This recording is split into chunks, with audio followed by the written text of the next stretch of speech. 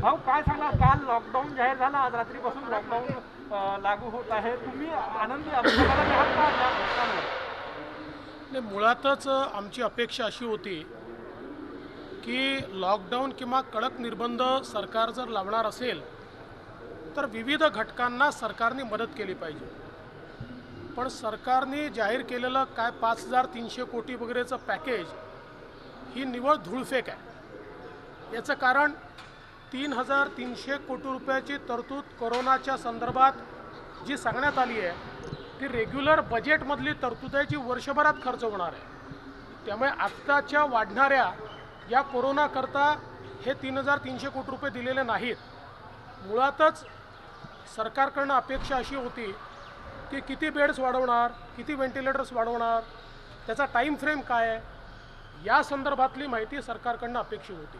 दुसरं, अनेक घटकांना सरकारने कुठली मदत केली नाही.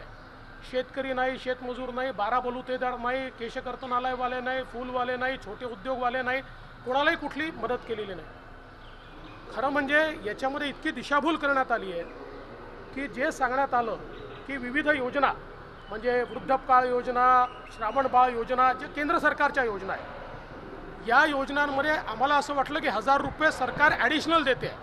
ॲडिशनल 1,000 रुपये देत नाही आहे.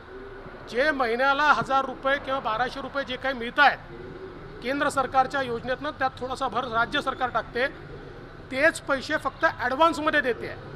म्हणजे एकही नवीन पैसा त्यात मिळत नाही आहे. जो मिळणारच आहे तो थोडा आगाऊ फक्त सरकारच्या वतीनं देण्यात येतो आहे. त्याचप्रमाणे आदिवासींच्या संदर्भात 2,000 रुपये खावटी अनुदान हे देखील अक्षरशः त्यांच्या तोंडाला पानं पुसणं आहे. कारण मागच्या वर्षीचे 4,000 रुपयाचं खावटी अनुदान हे फायनान्स सेक्रेटरीने लिहिलं होतं DBTने द्या, परंतु जे काही मंत्री किंवा मंत्रालय आहे त्यांना खरेदी करायची होती आणि म्हणून त्यांनी ते दिलं नाही.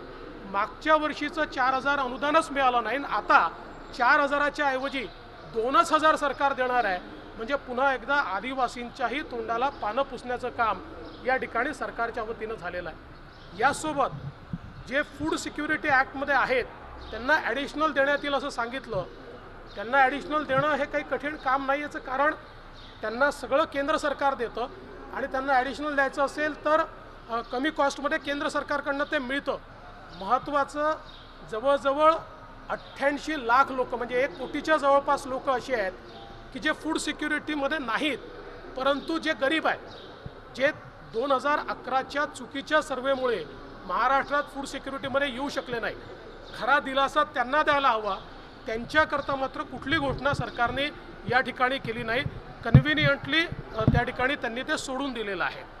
यासोबत आपण जर बघितलं तर सरकारने अशी घोषणा केली की आम्ही स्ट्रीट वेंडर्सला त्या ठिकाणी काही मदत करू.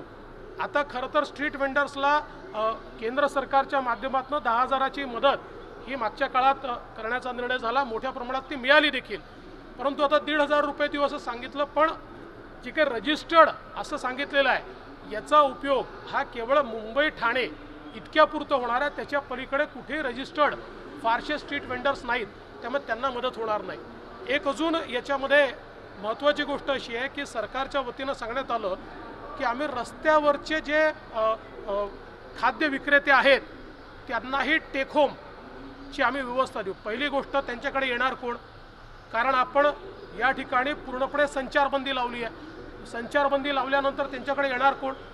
त्यांच्याकडे पॅकिंगची व्यवस्था काय? ती कुठली व्यवस्था त्यांच्याकडे नाही. टेक होम देण्याची व्यवस्था नाही. ती असते तर त्यांनी प्रॉपर दुकानच उघडलेलं असतं.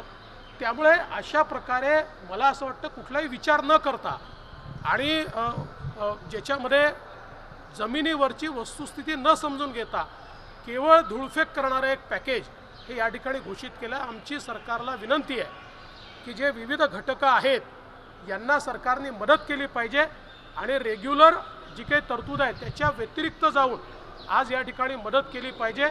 अन्यथा आजच मी एका अतिशय मोठ्या इकॉनॉमिक टाइम्ससारख्या पेपरमध्ये बघत होतो की महाराष्ट्राची अर्थव्यवस्था ही मोठ्या प्रमाणात खाली चाललेली आहे आणि रेमिटन्सेसमध्ये 20% जे काही ग्रामीण भागात शहरातनं पैसे जात होते त्याच्यामध्ये आत्ताच लॉकडाऊनची घोषणा होणार एवढं बघितल्यानंतर त्याच्यात कमतरता आलेली आहे.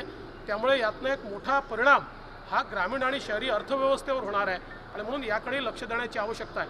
विशेषतः आमची अपेक्षा अशी आहे की राज्य सरकारने बेड्सच्या संदर्भात, व्हेंटिलेटर्सच्या संदर्भात, ऑक्सिजनेटेड बेड्सच्या संदर्भात योग्य कारवाई केली पाहिजे.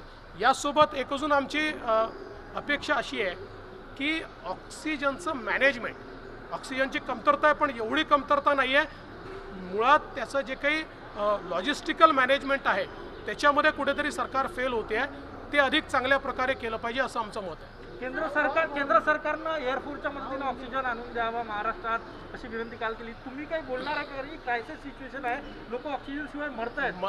असं आहे की मुख्यमंत्री देखील बोलताना त्यांना हे माहिती नव्हतं, कारण त्यांनी सांगितलं हे होऊ शकते की नाही मला माहिती नाही, पण एअरफोर्सच्या माध्यमातून ऑक्सिजन हे होऊ शकते की नाही मलाही माहिती नाही, जसं मुख्यमंत्र्यांना माहिती नाही आणि ते किती येऊ शकतं.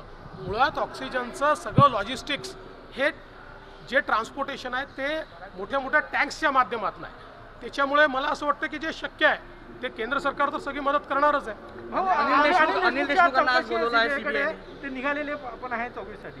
ती जी काही चौकशी आहे त्याच्यावर मला कुठलीच कमेंट करायची. मागच्या पहिल्या लाटेपासून आपण जर बघतो आहे तर नागपूर जिल्ह्याची आणि नागपूरची जी आरोग्य यंत्रणा आहे ती वाढवण्यासंबंधी, ती बळकटण्यासंबंधी चर्चा होत आहे. पण आज परिस्थिती अशी आहे की रुग्णांना बेड मिळत नाही. बऱ्याच हॉस्पिटलमध्ये ऑक्सिजन अभावी लोकांचा मृत्यू होतोय, पण तरीही प्रशासन अजूनही गंभीर नाही. याच्यावर काय करावं वाटतं? सगळ्यात मी अनेक वेळा हे सांगितलं की मुंबई आणि पुणे ही आपली महत्त्वाची शहरं आहेत, त्याच्याकडे लक्ष दिलं गेलं पाहिजे. पण मुंबई पुण्याच्या बाहेरही महाराष्ट्र आहे हे या सरकारला माहितीच नाही आहे. त्यामुळे नागपूर असेल, नाशिक असेल, औरंगाबाद असेल, इथे व्यवस्था वाढवण्याच्या संदर्भात कुठलीच कृती या सरकारच्या वतीनं होताना दिसत नाही. गेल्याही वेळी नागपूरला कुठली व्यवस्था केली नाही. आजही नागपूरची परिस्थिती अत्यंत वाईट आहे. म्हणूनच मी नागपूरमध्ये या ठिकाणी आलो आहे की जी काही मदत करता येईल मी इथेच थांबणार आहे आणि जी काही मदत करता येईल ती करण्याचा प्रयत्न या ठिकाणी करणार आहे. इतक्या मोठ्या प्रमाणात या ठिकाणी लोकांना अडचणी या तयार झालेल्या आहेत, पण सरकारकडनं अक्षरशः कुठलीही अतिरिक्त मदत या ठिकाणी करण्यात येत नाही. कुठलंही इन्फ्रास्ट्रक्चरचं अपग्रेडेशन हे देखील करण्याकरता इथे कुठलीही कारवाई सरकारच्या वतीनं होत नाही आहे.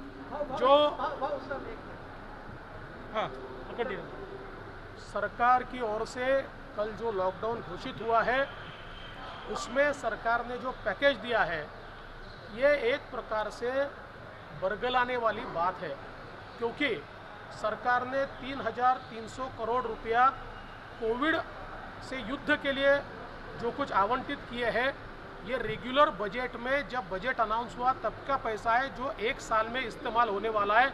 लॉकडाउन के समय जो एडिशनल इंफ्रास्ट्रक्चर खड़ा करना है उसके लिए कोई भी प्रावधान नहीं किया गया है और उसका कोई रोड मैप ये सरकार की ओर से नहीं दिया गया है. इसके साथ साथ सरकार ने आदिवासियों को जो 2,000 रुपये देने की बात की है, पिछले साल से जो उनका 4,000 रुपये का अनुदान है उसको सरकार ने रोक के रखा है पिछले 1 साल से, और अब 2,000 रुपये देने की बात हो रही है. जो अलग अलग पेंशन्स की बात सरकार ने की है, सरकार अपनी तरफ से कुछ नहीं दे रही है. जो केंद्र सरकार से पेंशन आती है उसको ही हम एडवांस में देंगे, इतना ही सरकार ने यहाँ पर कहा है. या फिर जो अन्न सुरक्षा में आते नहीं लेकिन गरीब है, ऐसे 1 करोड़ लोगों को अनाज ये देना चाहिए, लेकिन उसके बारे में सरकार की ओर से कुछ भी कहा नहीं गया है. स्ट्रीट वेंडर्स के बारे में हम 1,500 रुपया देंगे ऐसा कहा है, लेकिन उसमें भी जो पहले केंद्र सरकार की 10,000 की योजना थी उसका लाभ हो या फिर अभी जो योजना घोषित की है इसका लाभ हो, ये बहुत सीमित ऐसे लोगों तक पहुंचने वाला है क्योंकि उसका रजिस्ट्रेशन ही नहीं है. तो कुल मिलाकर लॉकडाउन के नाम पर महाराष्ट्र में सरकार ने जिस प्रकार से लोगों को और अलग अलग घटकों को मदद करनी चाहिए थी, कोई मदद सरकार की ओर से नहीं की गई है.